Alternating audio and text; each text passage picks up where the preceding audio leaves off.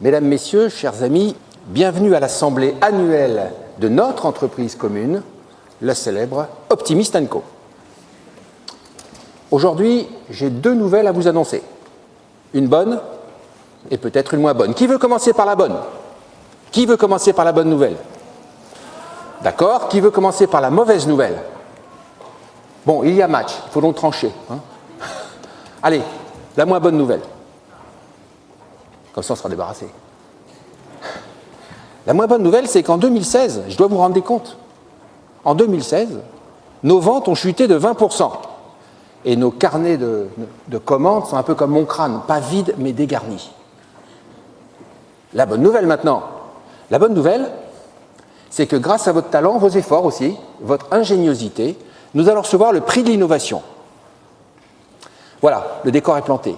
Cette situation, on la retrouve dans des quantités d'entreprises. Et ce que je vous propose aujourd'hui, c'est de voir trois réactions classiques à cette situation. Et à tout seigneur, tout honneur, en essayant de faire en sorte de ne pas tomber dans la fosse, à tout seigneur, tout honneur, nous allons commencer par la réaction pessimiste. Est-ce que vous connaissez cette pub? Un homme visite un concurrent, c'est une grande surface, et il est complètement ébloui par les carottes, les poivrons, oh là là, il y a des carottes, il y a des tomates, ça coûte 1 euro, etc. Il dit ça à son patron au téléphone. Et le patron au téléphone, qu'est-ce qu'il dit? Il dit, oh, on est mal, aïe, on est mal. Et oui, et c'est ce qui se passe dans une entreprise quand les ventes chutent. Ce qui est notre cas, je vous le rappelle. Alors qu'est-ce qui se passe justement quand on est mal? Quand on est mal, on a peur. Quand on a peur, on est pessimiste. Quand on est pessimiste, on va se tourner des films, s'inventer toute une série de catastrophes plus ou moins imaginaires, et on se dit que nos moins 20%, finalement, vont peut-être devenir moins 25, puis moins 30. Oh, il y aura peut-être une charrette, mais je serai peut-être dans la charrette, finalement. Et c'est ainsi qu'on continue à se pourrir la vie. Quel est le résultat? Le résultat, c'est que dans l'entreprise, plus personne ne bouge une oreille. Il y a des gens qui disent, moi, je fais mon boulot, pas me demander trop. Il y a des gens à qui on demande de prendre une initiative et qui ne veulent pas. Ils sortent le parapluie. Vous voyez Jean-Pierre, lui Jean-Pierre, il sait faire. Et quel est le résultat de tout ça, de ce comportement pessimiste? Eh bien, c'est extraordinaire.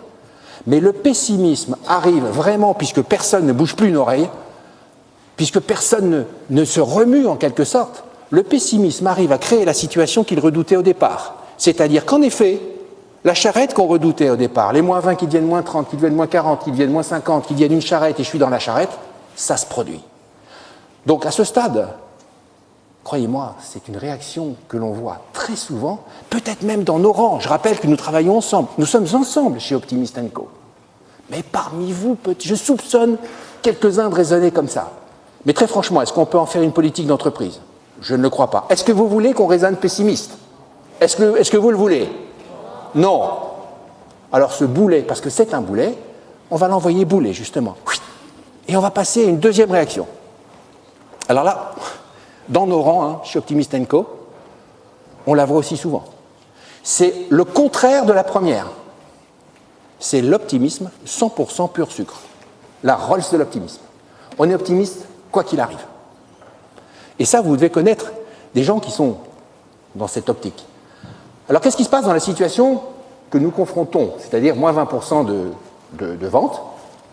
Si on rencontre un de ces spécimens optimistes, quoi qu'il arrive, d'abord, il est content, il est joyeux, on va s'en sortir, il est content. Et on lui dit, mais alors, c'est moins 20%, qu'est-ce que tu en penses? Je pense qu'on aurait pu faire moins 30. C'est pas faux, mais alors comment est-ce qu'on va rebondir? Je sais pas, mais je suis très optimiste. Mais alors sur quoi fondes-tu ton optimisme? Sur le fait qu'on s'en est toujours sorti. Et ça, mesdames, messieurs, cet optimisme-là, bien sûr, il a un bon côté. Il vaut mieux croire qu'on va s'en sortir que le contraire. Mieux vaut croire que nos ventes vont décoller comme un avion de chasse plutôt que le contraire. Sauf que, voyez-vous, je l'ai testé en situation, moi. Quand j'étais jeune, encore plus jeune. C'est agréable. Quand j'étais jeune, j'ai dû reprendre une entreprise familiale qui était en déperdition. Et puis, elle n'avait plus que quelques semaines à vivre. Et alors, j'avais tellement envie de bien faire. J'ai fait 6 ans d'études de management, hein, c'est pour vous dire. Mais on ne trouve pas dans les bouquins de management, on ne trouve pas les recettes miracles dans une situation comme celle-là. Alors, j'avais tellement envie de bien faire, de booster les équipes, je leur ai dit, on va être optimiste, on va s'en sortir, les gars. C'est bon, on va s'en sortir. Puis, ils m'ont écouté, poliment. Et il y en a un homme qui s'est levé à un moment, qui m'a dit, bon, alors je résume. Les clients n'achètent plus. Les fournisseurs ne veulent plus livrer. Le banquier manque de tomber, de faire une syncope à chaque fois que vous l'avez au téléphone. On n'a pas de qualité, on n'a pas de produit marketing et vous êtes très optimiste. Eh bien, nous, on n'y croit pas. Eh bien, c'est exactement ça que je voudrais vous transmettre comme message aujourd'hui. Cet optimisme-là, croire qu'on va s'en sortir, c'est bien, mais il y a beaucoup mieux. Parce que croire simplement qu'on va s'en sortir, c'est comme le type qui tombe du 25e étage, il arrive au 4e, il se dit jusque-là, ça va. Oui, enfin après, ça se complique.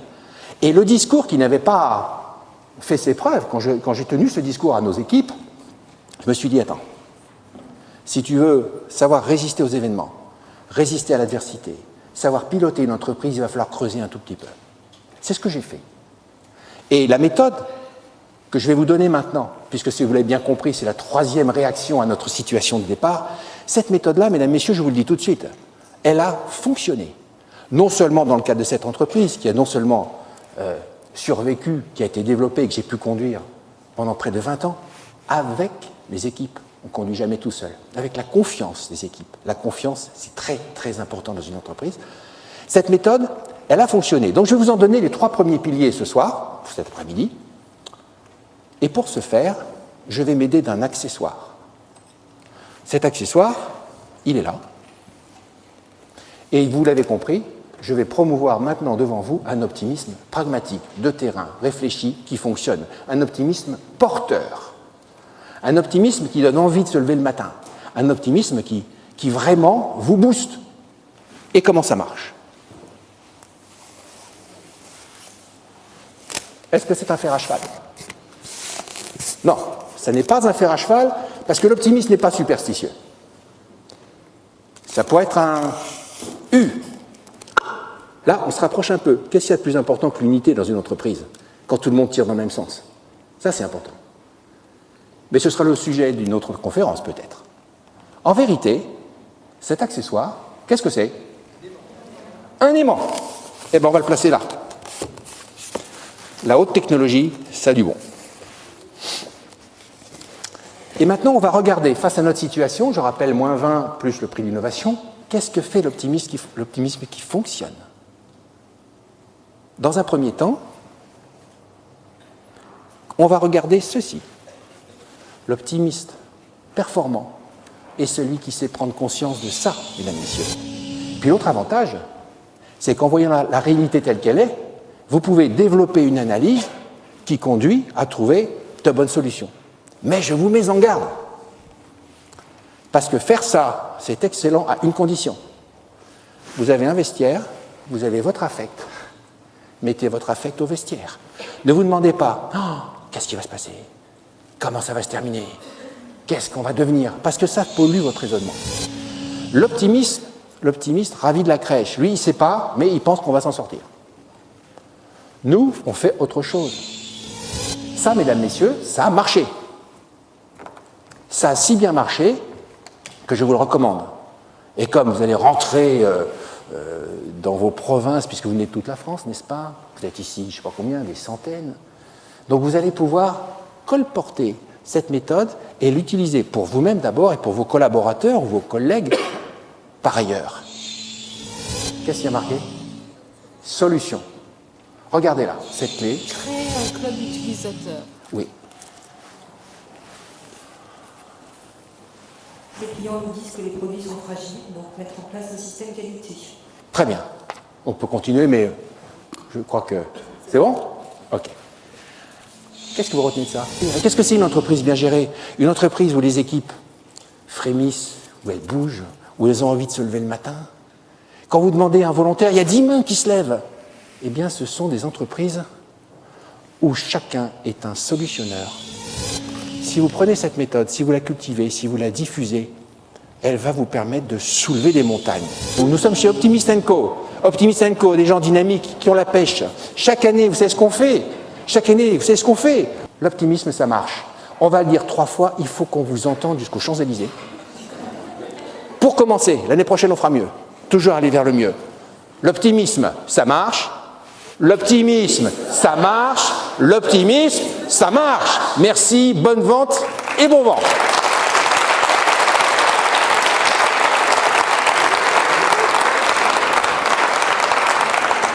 Merci.